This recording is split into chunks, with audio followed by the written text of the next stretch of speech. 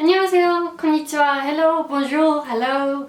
Today I'm going to be addressing a question that I get a lot. Somebody on Tumblr wrote to me and they said, how do you stay motivated? I have terrible anxiety and I'm always riddled with self-hatred and self-doubt.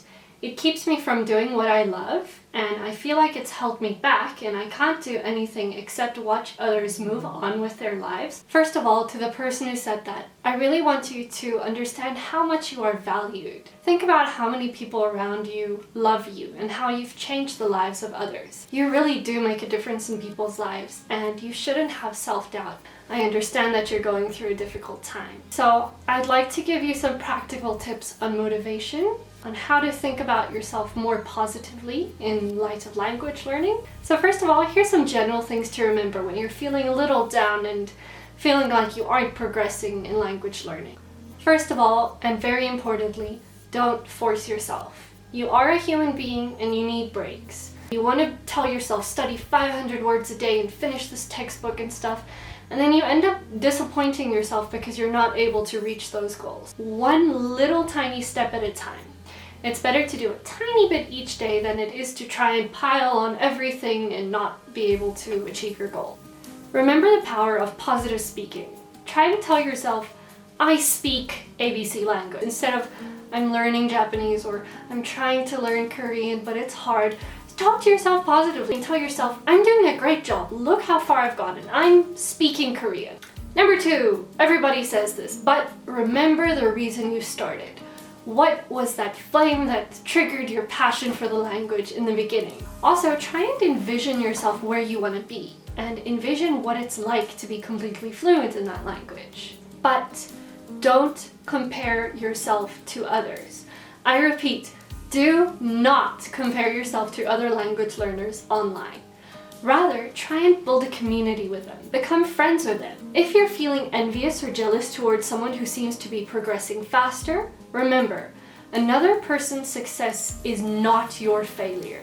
Just because someone else is more fluent or has more prettier study blur pictures than you doesn't mean that you're a bad person or you're a failure.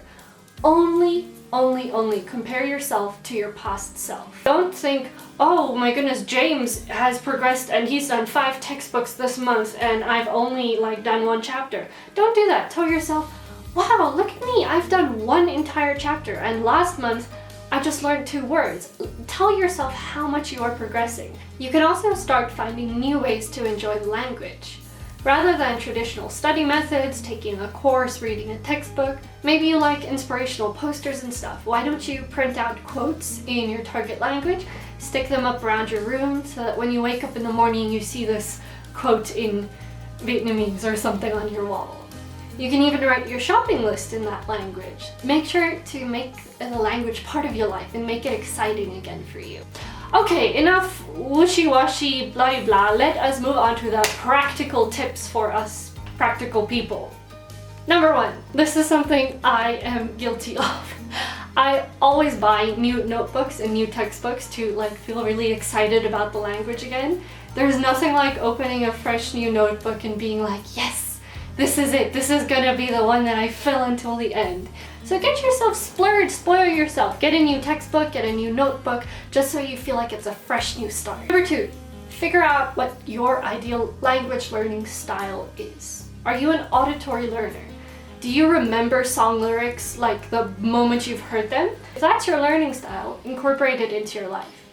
If you're more visual, put up posters, make flashcards, use highlighters. Number 3, start a YouTube channel or a studygram or a blog or a journal to track your progress. It's really important to track your progress because it can show you how far you've come. You can say, wow, actually I don't feel it, but I can see in my progress that in 2 months I've improved my accent so much.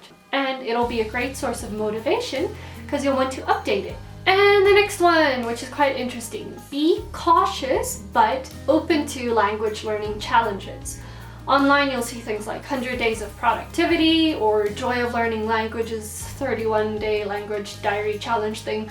Those are fun, those are really cool, but be wary of them because if you suffer from depression or anxiety, it can put you into a space where you get overly competitive and you'll feel very bad about yourself if you miss a day.